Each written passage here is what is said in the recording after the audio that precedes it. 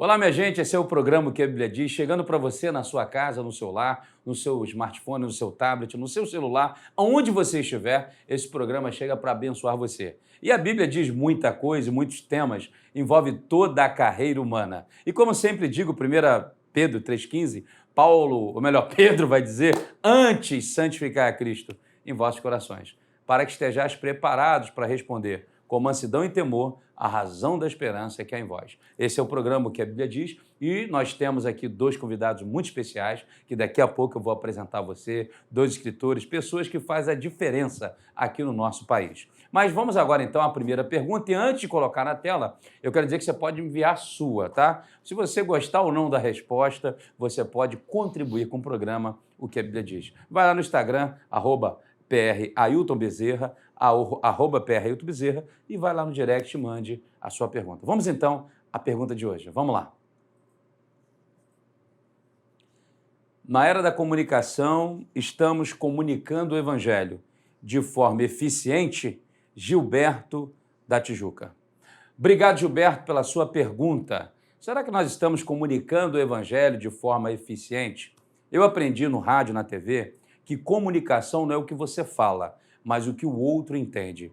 Talvez muitas pessoas não estão se fazendo ser entendidas, compreendidas, porque para que isso aconteça, nós precisamos fazer uma leitura do nosso contexto. Acredito eu que o nosso evangelho está sendo comunicado, em alguns casos, eu não posso aqui dar porcentagem, não tenho pesquisa nem estatística, de forma deficitária.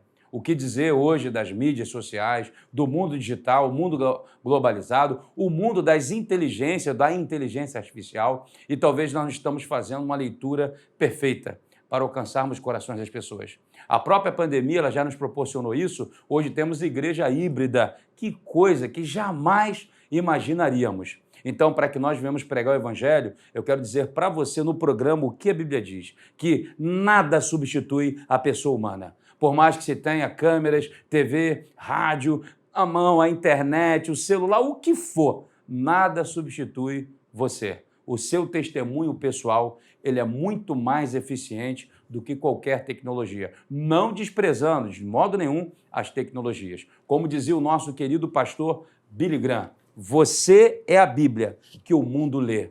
Basta saber que leitura estamos proporcionando para a sociedade.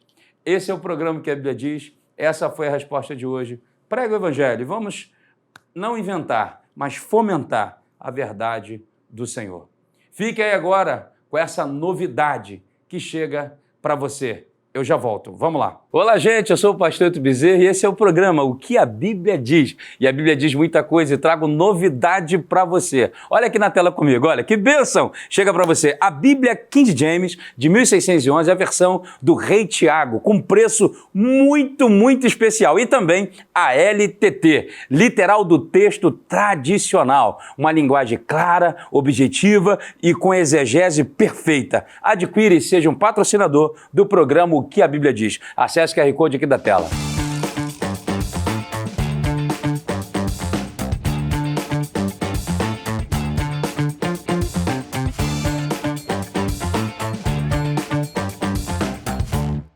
Olá, minha gente, que bom estarmos aqui. Mais uma edição do nosso programa, O que a Bíblia diz. E hoje, não diferente, recebendo dois feras que eu já vou anunciar. Mas antes, quero lembrar você da Bíblia LTT. Nós temos aqui a Bíblia de Estudo literal do texto tradicional, direto dos textos receptos, com uma tradução clara, objetiva e plausível. Você pode adquirir. Vai aí na tela, vai aparecer um QR Code para você, aponte a sua câmera e você vai ter um desconto muito especial só aqui através do programa O que a Bíblia diz. Você tem a Bíblia King James, a versão do Rei Tiago, 1611, e você vai ter o privilégio de adquirir esse material e fazer parte aí desse lindo programa. E eu já quero também aproveitar e dizer que entre os livros que eu lancei recentemente, Casamento Sustentável. É possível? Então aqui a gente trabalha sobre a tríade da sexualidade, a gente trabalha sobre o casamento, a perda da afetividade e outros temas tão relevantes. E eu já quero, antes de apresentar o meu amigo Jonatas Nascimento, ele que é contador há muitos anos, tem um escritório fascinante, ele é também jornalista, ele é formado em Direito, tem docência ensino superior, enfim, é alguém que contribui aí de várias áreas em nosso país. E também apresenta o programa na Rede Brasil, lá no Reencontro, né, um antigo Reencontro que fomenta a memória de um grande expoente da pregação bíblica, pastor Nilson do Amaral Fanini. Jonatas, antes de qualquer coisa, eu quero lhe presentear. Obrigado, meu amigo.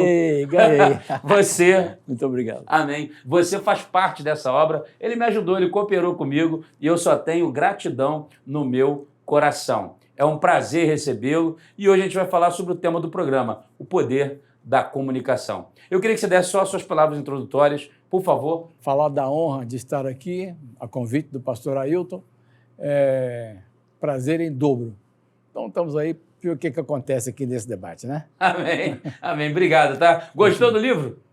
Eu gostei muito, eu li, né, o rascunho, depois da revisão eu li de novo, li mesmo, e, por tabela, minha esposa também leu. Amém. Já lemos no rascunho. Amém. Obrigado. E eu também, ele tem uma novidade aí, a nova edição. Eu quero saber em quantas edições já está a cartilha da Igreja Legal, mas daqui a pouco. Mas vamos lá, meu amigo Luciano Fiorani, jornalista, comunicador, tem rodado o Brasil todo com a palestra sobre o poder da comunicação, né? Inclusive a gente vai falar sobre isso hoje aqui, e também é escritor, é membro da Academia Brasileira Teológica de Letras, é pastor, é teólogo e tem outras formações. Amigo, é um prazer tê-lo aqui conosco, depois de alguns debates aí no Rio de Janeiro, em algumas rádios, e também o debate que marcou a história, na rádio Ponto e Vírgula, né? Eu queria que você relembrasse esse momento, mas eu também quero te presentear. Obrigado, Deus abençoe. Esse é um livro nosso, Casamento Sustentável. Eu ainda não li como pastor, mas vou ler com carinho, cuidado. E é sustentável desde o papel, né? O papel é sustentável. Ah, ele é esperto, viu? Isso é muito bom. Um prazer estar aqui com os amigos, com os irmãos. Eu tenho uma frase que diz que comunicação é poder. Aquele que comunica bem vai vencer. Aquele que não comunica bem não vai vencer. Quem comunica bem ajunta, agrega. Quem comunica mal, separa. Não tem saída. Então, a comunicação é importantíssima. Aliás, eu estava relendo o livro de Gênesis, pastor. Vou deixar a pergunta já aqui para o debate.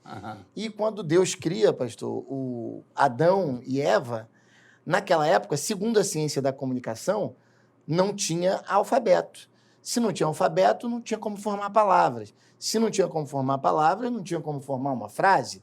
Se não tinha como formar uma frase, não se formava oração.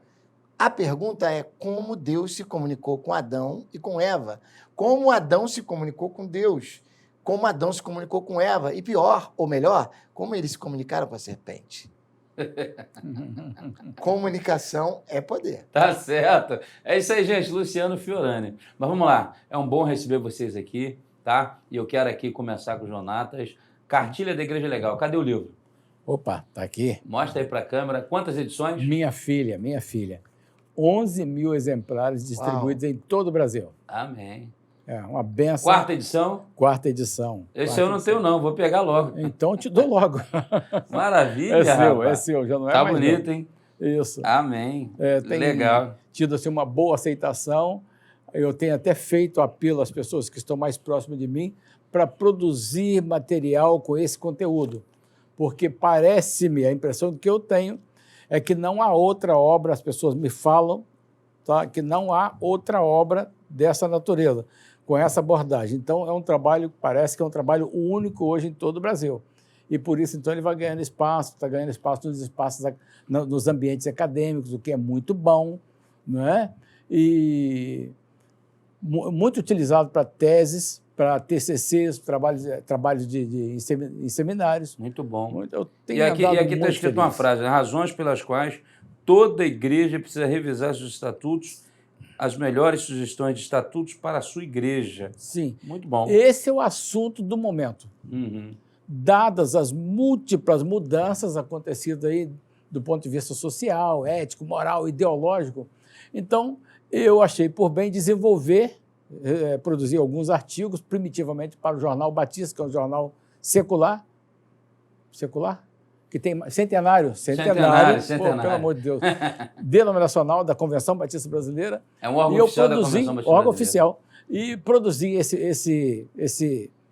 uma série de artigos falando, mostrando porque as razões pelas quais as igrejas precisam reformar seus estatutos. Eu tenho 10 ou 12 razões, por aí. E uma delas... Você já vai falar, calma aí. Você já vai falar. Então Mas deixa aqui eu aproveitar, ele vai falar, Aham. e é justamente essa a nossa proposta, né?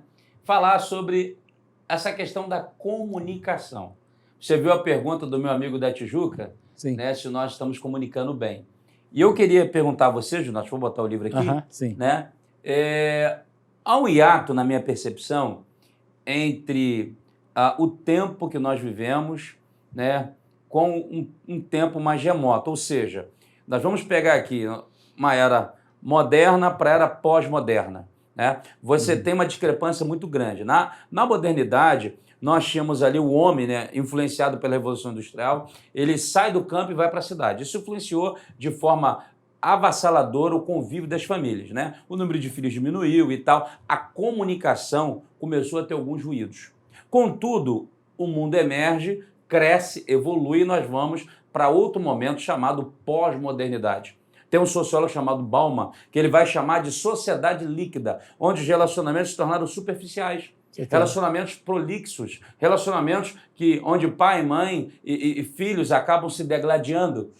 Parece-me que o profeta Miqueias escreveu ontem lá em casa, tomando café, Miqueias 7, que ele diz, olha, o inimigo do homem são da sua própria casa, o pai contra o filho contra o pai, a sogra contra o genro contra a sogra, e assim sucessivamente. Ele fala, mas nós oraremos para o nosso Deus, o Deus da nossa salvação. Então, Jonatas, como salvar, no sentido mais metafórico da palavra, a igreja desse tempo, no sentido que você mesmo tem defendido uma forma de comunicar, porque hoje você tem todo mundo com o celular na mão.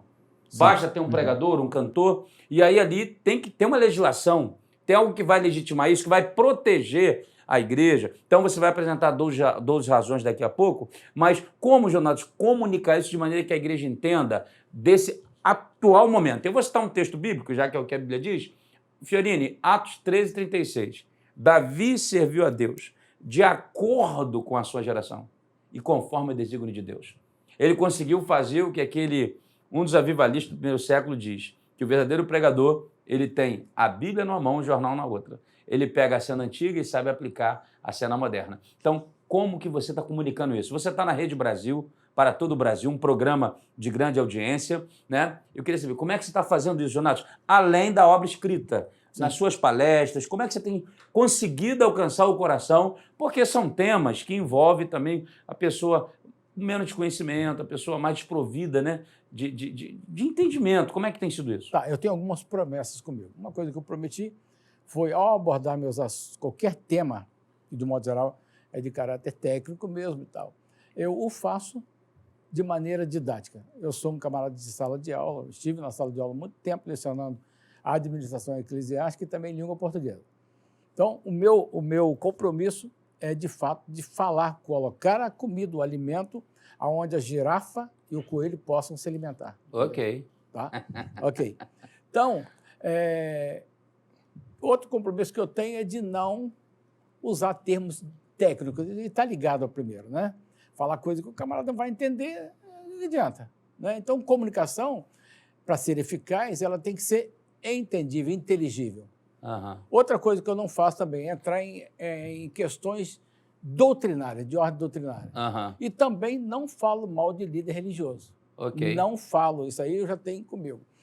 Quando você faz uma pergunta assim, eu me reporto a um grupo de WhatsApp que eu perguntei ontem, até que ponto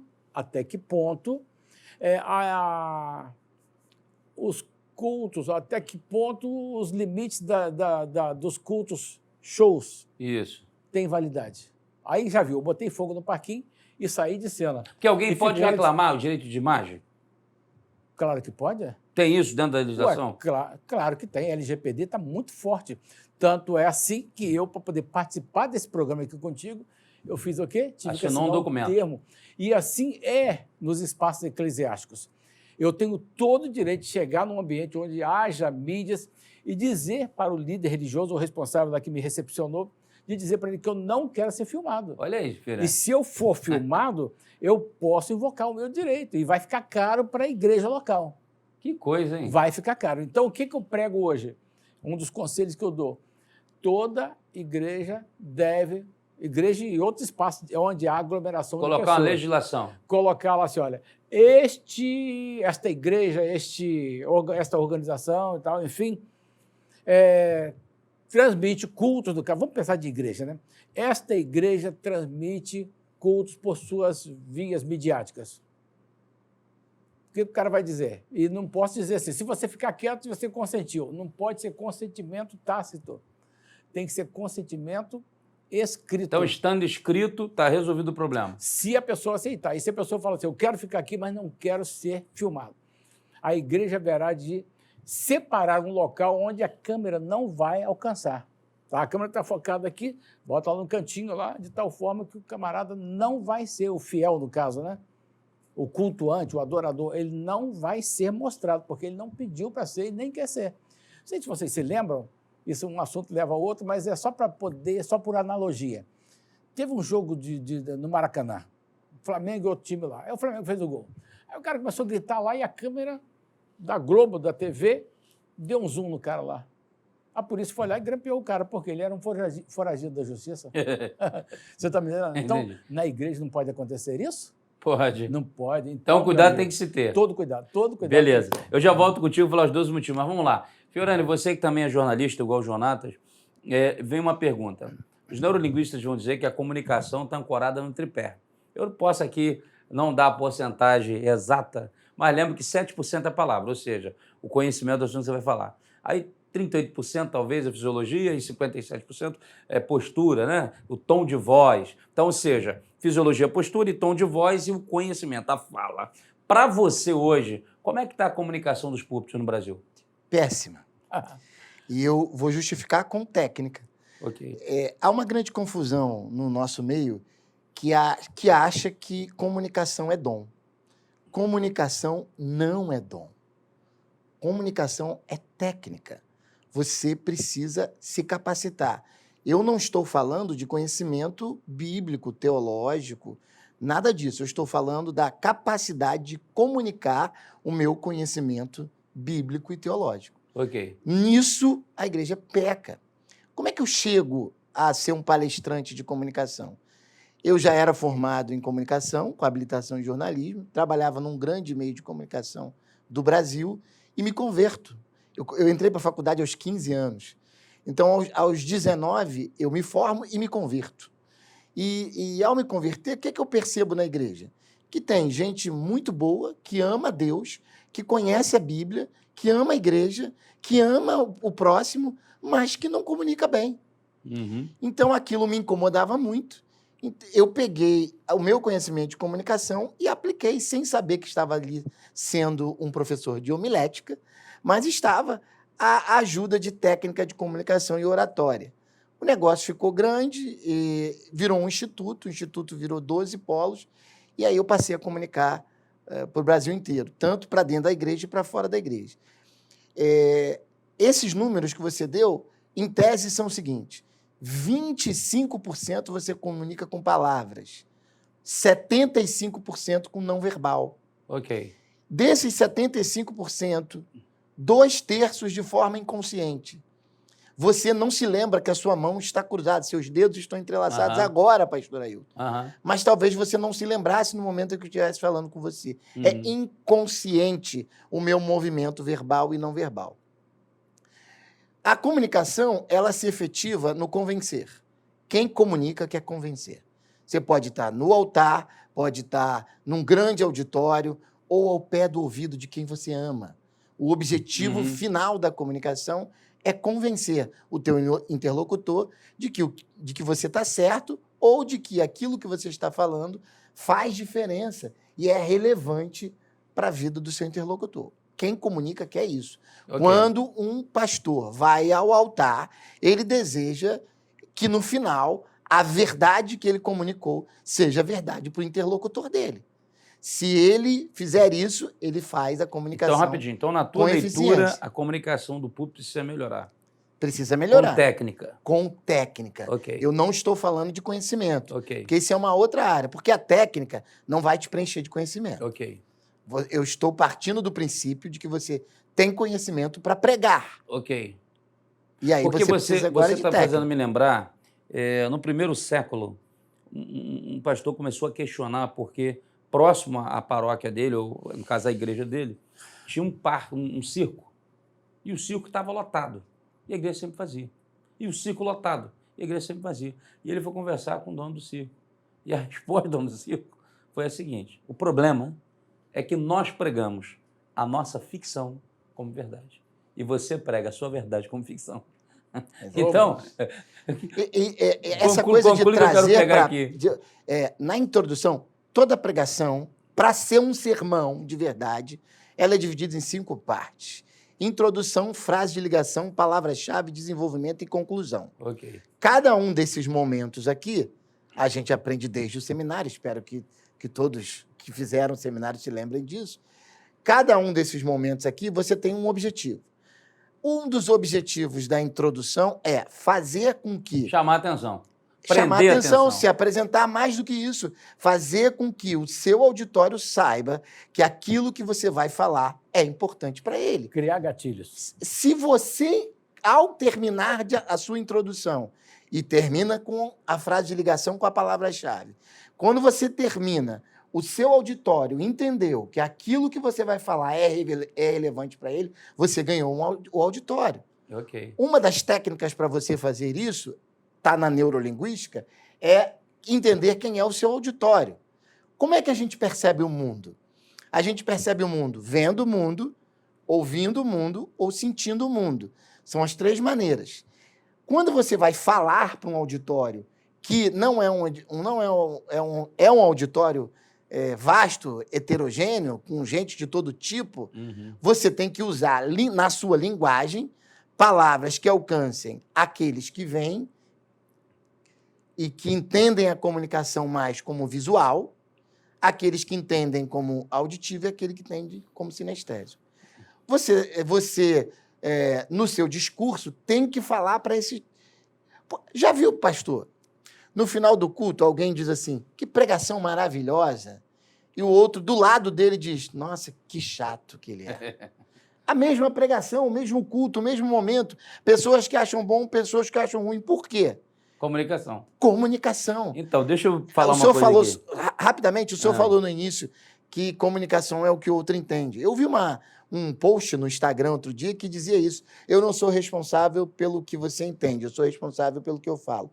Ledo engano. Porque se eu falo algo e você entende outro, o que há entre mim e você é um ruído. E quando há ruído é um problema de comunicação que é técnico e que a gente precisa estudar. Há pelo menos 7 grandes ruídos do altar que eu detectei e dou no meu curso. Daqui a pouco você fala. Que ele tem 7, tu tem 12, eu seguro. Mas vamos lá, olha só. Eu cansei de ouvir André Câmara, um dos grandes apresentadores do programa Antenados na Geral, na Rede Boas Novas, durante ali anos e anos, e ele dizia isso, que comunicação não é o que eu falo, é o que o outro entende. Por isso o cuidado de comunicar. E por isso o cuidado do que está comunicando. Agora, eu quero abordar só mais um tema do que o senhor falou no início, que você vai se perder. Tá, então vai, mas fala. que é importantíssimo, sobre o não verbal. Né? A gente chegou a falar do percentual, e eu me lembrei de uma passagem de Jesus. Qual foi o primeiro milagre de Jesus? Caná da Galileia. Caná da Galileia transformou água em vinho. Eu, hoje, se tivesse o ministério de Jesus, ia ali para o cemitério do Caju, aqui no Rio de Janeiro, um dos maiores, ou então aquele de Botafogo, onde estão os artistas, e faria um milagre, ressuscitaria todo mundo. Né? E, faria um barulho na imprensa. Por que Jesus não fez algo do tipo? Por que Jesus transformou água em vinho? E essa é uma atitude, o povo hebreu até hoje usa muito dos símbolos, dos ícones, né? E Jesus estava falando ali sem palavras, na real. O que ele estava falando? O que é o vinho? Se a gente pegar a história do Antigo Testamento, tem um grande exemplo, Davi, quando funda a cidade de Jerusalém, ele pega leite, mel, uva, vinho, pão, tira sua estola sacerdotal, se envolve num lençol branco e vai de casa em casa distribuindo esses elementos. Eu não vou falar de todos aqui, mas o vinho era o elemento da alegria, da comunhão. Prosperidade, alegria. E ele distribuía.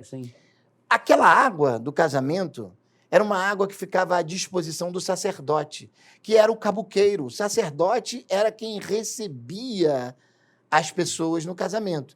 E o sacerdote era o homem puro, o único que podia entrar no Santo dos Santos. Aham. E aí ele te recebia como todo bom hebreu, né? Com aquela festa, tocava em você e tal. E ao tocar em você, ele se tornava impuro.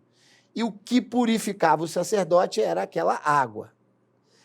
Quando Jesus transforma aquela água em vinho, ele está transformando a água que segrega, a água que separa pelo vinho da comunhão e da unidade. É isso aí. O que ele está fazendo é comunicar sem palavras. O povo hebreu sabia o significado daquela água e sabia o significado daquele vinho. Falta-nos a nós isso no púlpito. A compreensão. Né? Nós hoje somos muito literais. Nós estamos forjados com palavras e frases, jargões que a gente coloca no final. E isso não alimenta. Legal. Isso passa rápido, pastor. Eu vou chegar aqui agora, Jonatas, Sim. Aproveitando essa ideia, né? E eu quero que você fale dos 12 pontos, obviamente. Mas, assim, na fala dele, e você fez do ensino superior, não sei se você vai lembrar, porque a gente nem lembra de tudo, mas a gente estuda sobre inteligências múltiplas em alguns momentos da história da nossa vida. Uhum. E dentro do que você citou, visual, sinestésico, auditivo, aí você tem lá, tem hora que vai dizer 9, outro vai dizer 7, outro vai dizer 8 tipos de inteligência. Sim. E eu tive uma experiência sobre isso em sala de aula, quando um aluno de 50 e poucos anos, ele não conseguia tirar mais de 5. E eu descobri, ele foi minha cobaia na época, em neurolinguística, que ele era sinestésico. E eu consegui, então, tirar dele o melhor.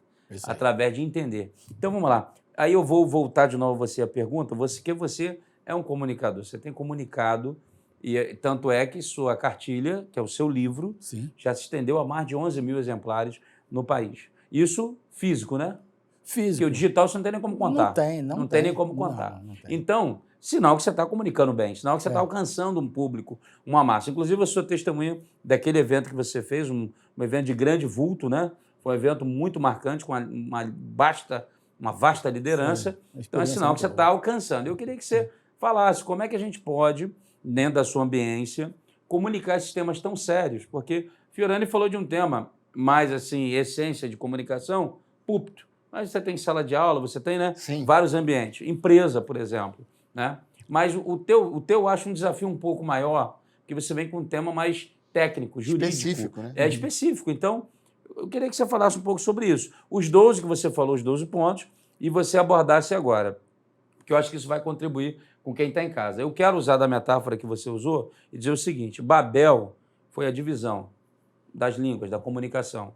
Pentecoste, todo mundo entendia o que você falava. Então, se há um Pentecoste na empresa, na igreja, onde está, todo mundo vai entender o que você fala. Se não está entendendo, é porque está tendo um problema aí babilônico, ou de Babel. Vamos lá. Eu não posso perder, vou roubar um minuto e poder falar uma coisa que eu quis falar aqui atrás, sobre a questão da comunicação eficaz no púlpito ou fora dele. Uhum. Isso é tão interessante que eu percebi lá atrás, porque hoje a gente não sabe se Jesus aceitou a gente ou se a gente aceitou Jesus. Uhum. Mas antigamente existia uma máxima que era você precisa aceitar Jesus. Uhum. Ok. Aí o pastor do púlpito fazia uma mensagem evangelística e no final você se lembra da pergunta que ele fazia? Não posso perder a piada, pastor. Aí depende se ele é calvinista ou se ele é mineiro. Ele era híbrido. Ou então pelagiano. Oh, meu Deus. Aí o cara fala assim, olha só, né? Comunicação, PNL, você não quer aceitar Jesus, não? Essa era a pergunta que se fazia no final. Não. Então, ele estava pedindo o outro não. É isso aí. Olha só a ineficácia da comunicação. Né? Mas eu não quero falar sobre isso, eu quero falar sobre então, a cartilha. Isso. O que aconteceu? Eu encontrei o ponto de equilíbrio. Eventualmente, advogados fazem palestras nessa área aqui sobre os perigos que rondam as igrejas. Eu sou um cara, eu não sou terrorista. Eu mostro a verdade em amor, didaticamente. Um discurso sóbrio, tá? Mas que alcança o coração e a mente e o coração das pessoas, porque são necessidades que tem. Já tem outro aquele estilo que vai assim, olha, pastor, você vai preso. Precisa isso? Não precisa. Eu posso falar, comunicar com urbanidade, com tato, com inteligência, né? Então, é o que eu tenho feito. São histórias muito interessantes. Por exemplo, eu já fui a várias capitais. E eu tive uma no Nordeste, que eu posso falar o nome aqui, Recife, né? Grande Recife. Eu estive lá e me deram, Assembleia de Deus, me deram um estatuto para poder revisar.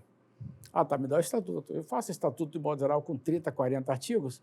Aí tinha um lá com 138 artigos. Caramba! Aí eu vou analisar, enxugar aquela coisa tudo, vi que É um eles regimento fizeram, interno. misturaram matérias estatutárias com regimentais. Eita. Isso é um pecado que muita gente comete. Eu peguei e quando eu fui mostrar o resultado da minha análise para ele falou assim, Jonathan, vamos fazer o seguinte, doutor Jonathan, me chama de doutor, não sou doutor.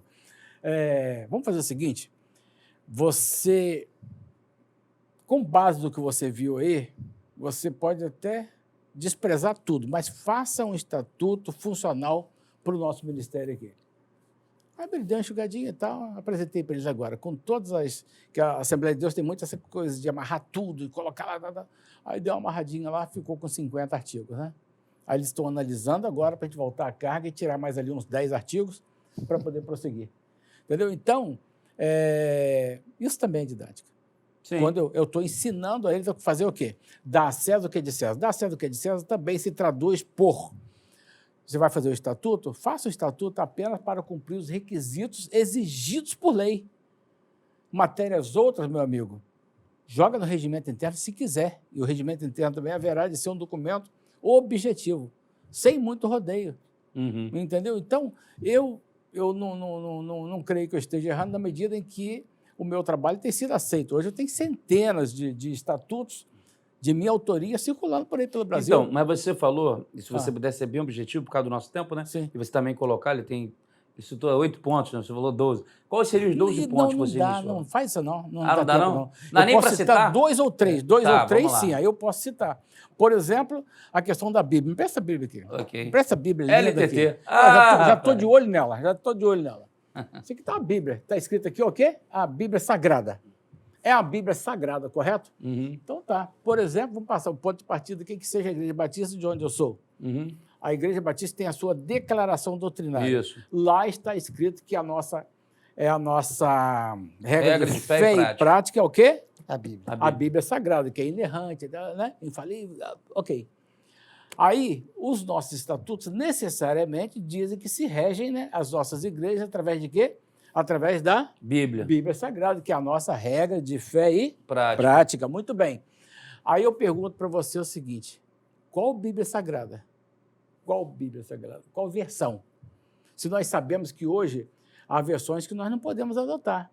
Há versões que são mal feitas. Sim. Há outras versões que são adulteradas. Mas nesse sentido, teria que colocar no estatuto a no versão? Estatuto, aí você coloca a versão. A igreja tal adota tá, a Bíblia Sagrada como regra de fé e prática na versão tal. Ou nas versões tá, King James.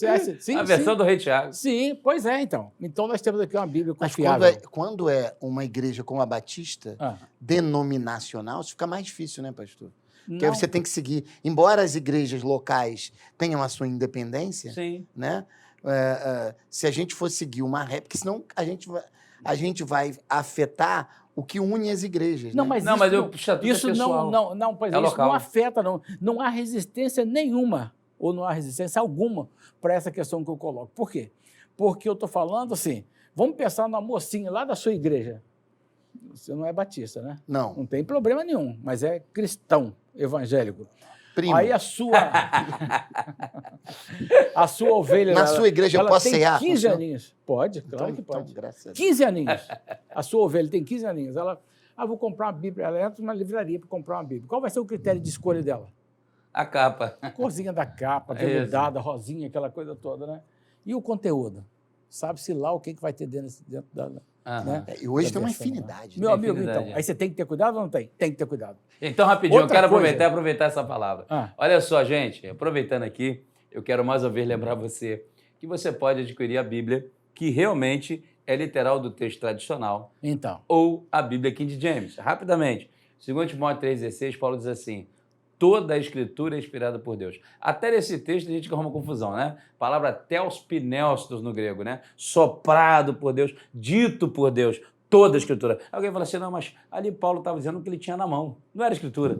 Então até nisso as pessoas criam confusão. O problema é o ser humano, não é as Escrituras. As Escrituras vão continuar sendo a palavra de Deus, independente até mesmo dessas versões, porque hoje em dia está complicado. Inclusive, é quem diga que vai acabar e vai reescrever, já está escrevendo, a Bíblia da inteligência artificial para dizer que isso aqui está tudo errado. Aham. Então, é uma proposta que vai acontecer. Mas Pois me é. desculpa atrapalhar. Não. Acho que a vibe é essa mesmo. E eu quero dizer que no artigo que eu escrevi sobre a versão bíblica, eu cito essa aí. Isso. Tá? Por quê? Inclusive, eu consultei esse moço aqui Isso. para produzir esse artigo. Para produzir aquele artigo, consultei a você, consultei também um primo que é um biblista da maior grandeza. Então, aí eu ganhei a autoridade, coloquei lá e citei vocês.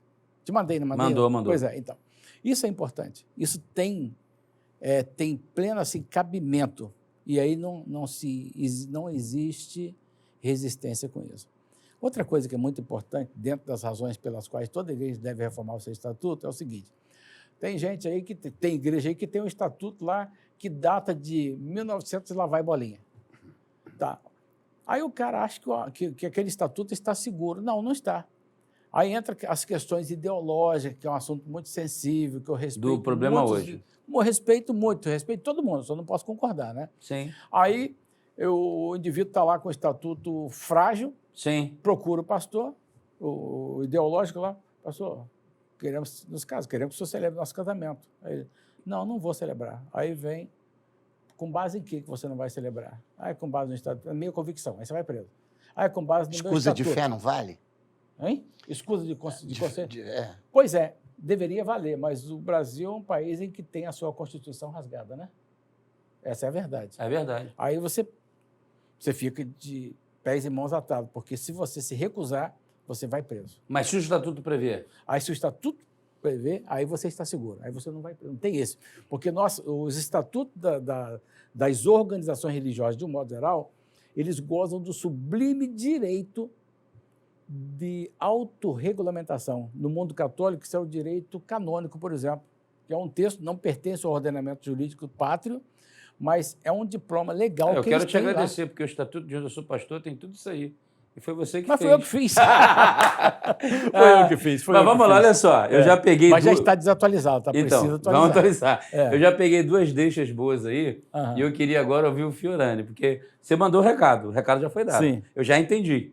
Eu acho que você também entendeu, você que está em casa ou até no seu celular. E eu não entrei em questão doutrinária. Não. Foi bem claro, objetivo. Não entra. Agora, Fiorani, você falou, então, eu vejo um desafio aqui, porque eu ouvi de um jurista que o papel e a lei é interpretada quase a gosto do cliente. E já falou ele aqui, no Brasil, então, a gente nem sabe como é que está isso.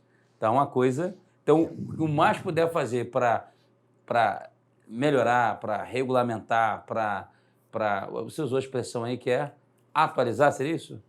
Você usou a expressão? Atualizar, reformar, adequar. Você usou a expressão aí.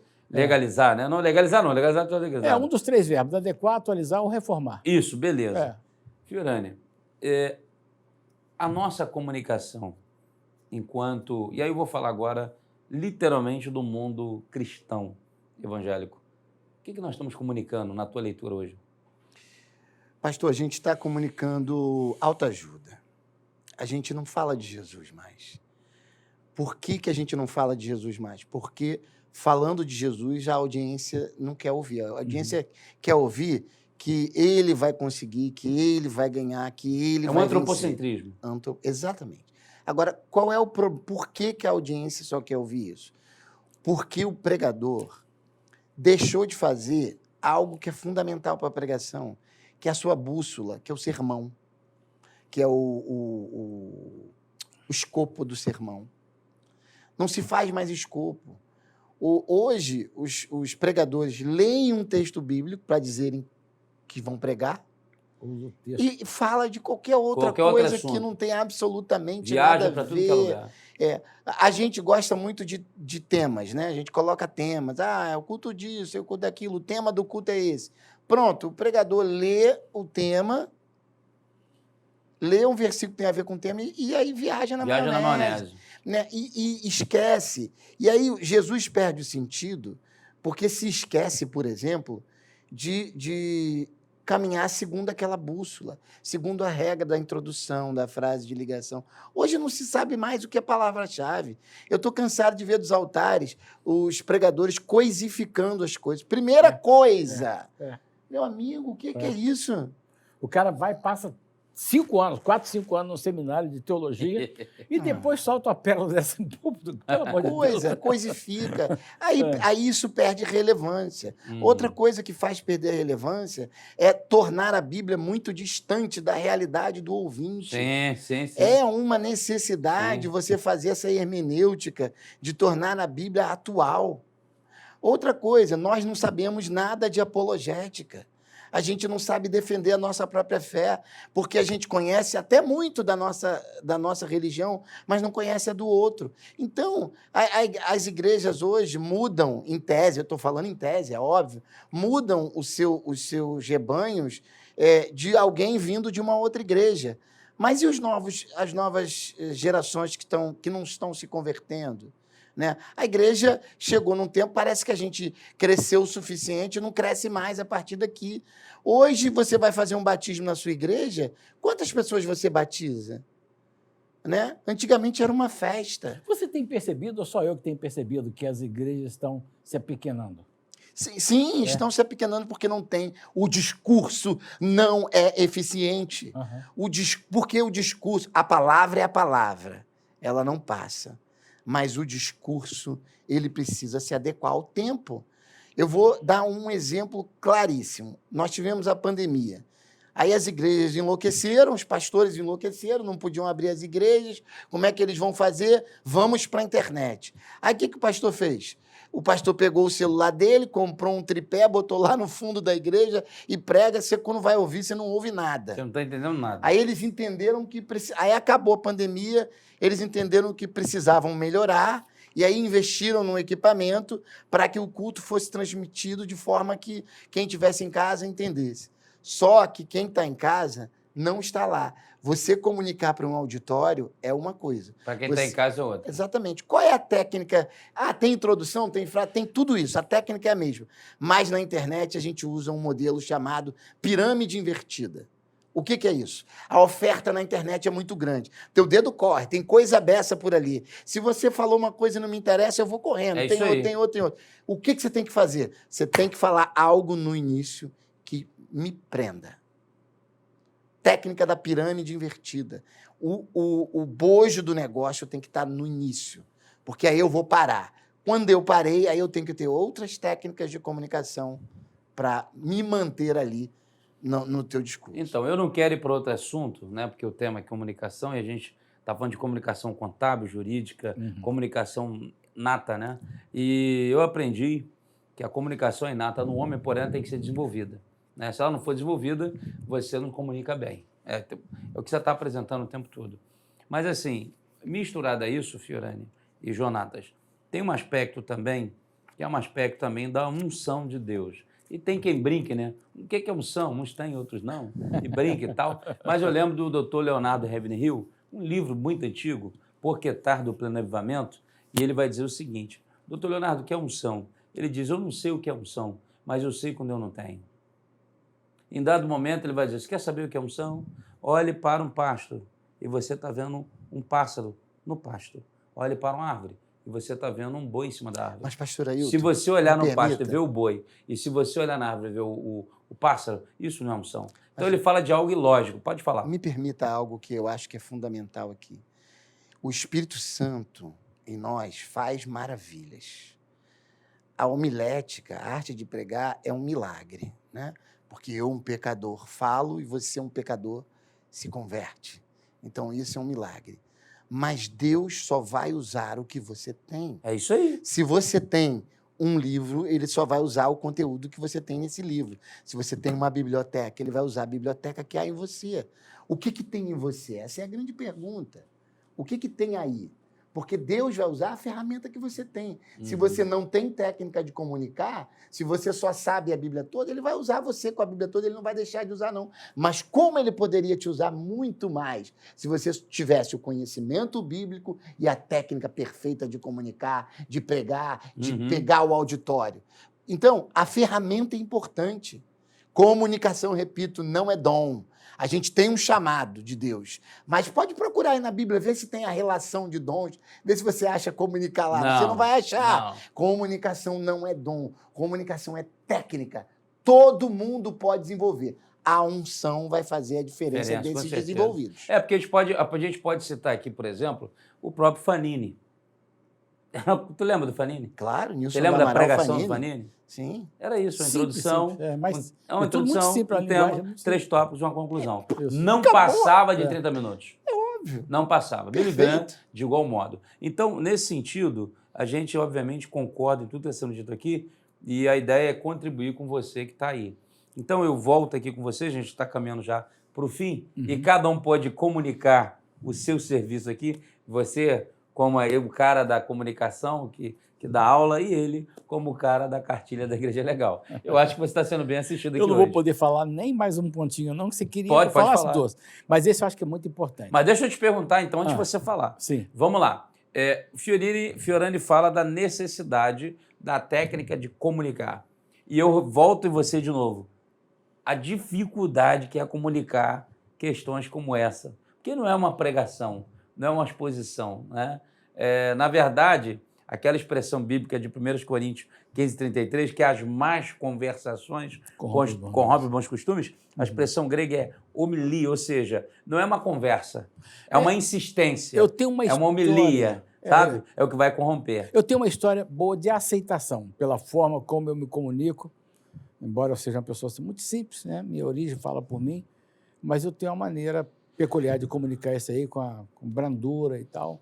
Mas eu já trago algumas histórias interessantes. Uma delas foi que eu, num determinado auditório, eu estava lá falando questões técnicas, orientação. E aí me levanta um senhor lá, meio desavisado, coitado, e eu respeitei muito ele, né? Mas ele me disse assim, olha, eu só quero dizer que eu não concordo com nada que você disse. Aí eu olhei para ele e falei assim, aquele grilinho, cara, cri, cri, cri. Não estava ali para poder falar para ele concordar ou não, estava falando ali de legislação. E agora eu queria falar sobre mais um pontinho aqui que é muito importante para mim, porque o que eu enxerguei? Antigamente, né, quando a gente era criança pequena lá em Barbacena, a ideia que a gente tinha assim, que a igreja era feita por fiéis, era frequentada por fiéis. Depois foi mudando, hoje a gente tem certeza que a igreja continua sendo frequentada por fiéis, mas também por clientes exigentes. E mais, não só clientes, mas impostores, pessoas que estão ali para tirar algum proveito, pessoas ali disfarçadas, tem tudo hoje dentro do ambiente eclesiástico. E aí, uma coisa que é muito forte dentro da igreja é o tal do voluntariado. Olha, e nesse programa aqui ele te consagrou pastor, hein? Já te chamou de pastor 10 Pois é, mas eu estou doido para falar que eu não sou pastor, eu sou apóstolo. Que vai em nome dele, né? Vai em nome dele. Não tive esse privilégio, não tive esse privilégio de ser chamado. Mas assim, o voluntariado hoje, ele é muito praticado em ambiente eclesiástico. O que é voluntariado? É a moça que trabalha na cantina. Também. É o rapaz da música, os instrumentistas lá. Também. Todo trabalho desenvolvido em ambiente eclesiástico, ele é voluntário. Inclusive o do ministro religioso. Sim. Agora, o que acontece? Quando acontece algum problema, quando ocorre algum problema, aí sim as pessoas estão buscando a justiça para poder reparar danos e, eventualmente, cobrar indenizações junto ao Ministério do Trabalho, junto à Justiça do Trabalho. E aí, como é que se faz, então? Aí eu sugiro colocar no estatuto um artigo, fechando lá, que todas as atividades, diaconia, inclusive, louvor, todos os ministérios, todas essas atividades desenvolvidas em espaços eclesiásticos são de caráter voluntário e que, por isso, jamais serão objeto de reclamação trabalhista. Vocês viram agora aí, não é? É uma lei, assim, do meu ponto de vista, desnecessária se os pastores e igrejas tivessem juízo. Eu vi. Pois é, desnecessário. Por quê? Porque tiveram que fazer uma lei proposta por um parlamentar evangélico lá de São Paulo para poder vedar o vínculo de emprego entre sacerdote. Deixa eu aproveitar e fazer uma pergunta. Tem tempo? Pode fazer a pergunta, eu vou reclamar a vocês o tempo, nosso tempo acabou. Acabou. Faz a sua pergunta, eu vou para as considerações finais, está na hora do café. Depois você leva o nosso programa para fora do ar. Amém. Pode falar, Fernando. Muitas igrejas hierarquizam os chamados bíblicos, o presbítero, o pastor, o bispo, o mestre, e colocam isso na hierarquia da igreja, né? você vai ser diácono, depois você... Eles fazem aquilo que fazem uma regrinha disso. Isso pode dar algum problema jurídico, Não, professor? não. É o plano de carreira que você fala, né? É. Está falando do plano de carreira. Então, por isso que eu sou obrigado a dizer, me perdoe, né, puxar a brasa para minha sardinha, mas o modelo batista é bem interessante, que lá nós temos o quê? Pastor e diáconos, oficiais da igreja, pastor e diácono, pastor e diácono. Ele conhece Na bem. Assembleia você tem ali o diácono, depois ele vai a presbítero, depois vai a evangelista. Aí depende da Assembleia, Depende pode da ter Assembleia. vários... Então, vários... mas se isso não acontece... Na presbiteriana você tem um presbítero também. Não, mas a presbiteriana é muito parecido com a batista nesse sentido, a não ser essa inserção de presbítero aí, que a gente é diácono. Tá bom, diácono mas eu vou ter que cortar vocês. Corta. Nosso programa chegou ao fim e a gente vai deixar esse bate-papo para as redes sociais, para a internet. Fiorani, eu quero ouvir suas considerações finais. Não deu para falar tudo o que você devia falar, mas é um programa de poucos minutos. Mas vamos lá. Luciano Fiorani, comunicador, jornalista, grande amigo, pastor e tem feito um trabalho de comunicação no país. Eu queria que você olhasse para a câmera, comunicasse no final agora a sua mensagem e suas mídias sociais para as pessoas possam lhe contratar, lhe convidar para ir na sua empresa e fazer o que você tem feito aí, abençoado as empresas. Comunicação é poder. Comunica bem e você vai reverter coisas boas para você. Como é que você sabe que você está comunicando bem? Quando você convence. Comunicar, em tese, é convencer o outro de que aquilo que você está falando é relevante, importante ou vai fazer diferença para a vida dele. Eu sou Luciano Fiorani Comunicação no Instagram e acredite, se você for lá, tem muitas dicas de oratória e eu falo sempre sobre esse poder que eu acho um privilégio para quem tem. Lembre-se, comunicação não é dom, é técnica. Valeu a pena estar aqui? Muito bom. Poxa, Obrigado. ganhei muito. Jonatas Nascimento, olha para a câmera, suas mídias sociais e qualquer igreja no país ou até fora do país que quiser lhe convidar para as orientações no que tange a cartilha da Igreja Legal, você diz que não cobra nada. Fala aí. Não cobro. Quando eu idealizei esse livro aqui, eu pensei o seguinte, o que eu quero? Eu quero ajudar as igrejas a andarem na mão da lei, nada além disso. O tempo veio, hoje eu sou muito privilegiado por realmente conhecer muito o Brasil, muito mais o Brasil do que eu conhecia antes, por causa dessa obra aqui. Ela tem me levado aos mais diversos lugares. Eu sou muito feliz por isso. E eu tenho canais de venda, sim, de distribuição. Tenho, inclusive, lá no canal do YouTube, você pode adquirir esse exemplar em PDF inteiramente grátis. É só entrar lá em Cartilha da Igreja Legal, canal do YouTube, você vai se cadastrar lá, botar o seu nome, seu e-mail, e você baixará na hora esse livro aqui. Agora, se você quiser a versão física, aí você vai falar comigo através do WhatsApp 21 99247 1227. Repetindo, 21 99247 1227. E aí sim, aí eu vou te mandar esse exemplar por apenas R$ 60, já incluído despesas de correios, e você vai receber em qualquer lugar do Brasil. Principalmente, só vai pagar depois que receber. Tá? Então, essa é a minha tônica. E convites, fiquem à vontade, como ele disse, eu não cobro mesmo, tá? E estou sendo assim, o privilégio haverá sempre de ser meu. Tá ok? Amém. Então é isso. Muito obrigado, pastor Ailton. Sim, e o programa na TV? Fazer um trato aqui. Vamos fazer um desafio. Eu quero voltar. Amém. Quero voltar. Se 5 pessoas comentarem, pedindo para voltar, você deixa eu voltar? Claro. Então, eu vou voltar. Capricha aí, por favor. Hein? Espero que o Fiorani também queira voltar. Bota meu nome aí, hein? Tá certo, gente. Foi um prazer estar aqui com esses dois grandes amigos. A gente teve algumas dificuldades para estar juntos, mas hoje aprove o Senhor. Como diz Atos 17:28, nele vivemos, nos movemos e existimos. Obrigado, Luciano. Obrigado, pastor. Obrigado, querido Jonatas. E que Deus abençoe a todos. E não esqueça da Bíblia LTT, da Bíblia King James. Eu sou o pastor Ailton Bezerra e esse foi mais um programa O que a Bíblia Diz. Deus abençoe você. Valeu.